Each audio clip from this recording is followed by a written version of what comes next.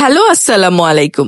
আমি ইশিকা নিয়ে চলে এসেছি উত্তরবঙ্গের খুব পরিচিত একটি বড়া নিয়ে। বড়া বলেন, পাকোড়া বলেন, যেটাই বলেন না কেন, নামকরণটা আপনারাই দিয়ে নিবেন। এটা বানাতে লাগে লম্বা যে কচুটা পাওয়া যায় সেটার গোড়ার অংশ। সেটাকে খুব ভালোভাবে কুচি কুচি করে কেটে নিয়ে ভালো করে ধুয়ে আধা ঘন্টা লবণ দিয়ে মেখে রাখতে হবে।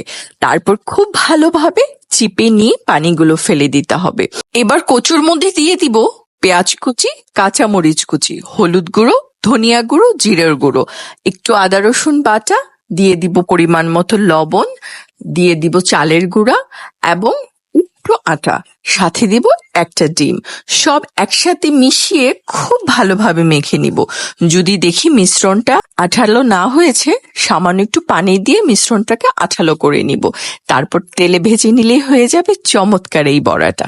সবাই বাসায় করে খাবেন। চাইলে বিকেলের নাস্তার টেবিলেও এটা হতে পারে চমৎকার একটি বিকালের নাস্তার আইটেম। সবাই ভালো থাকবেন। আল্লাহ হাফেজ।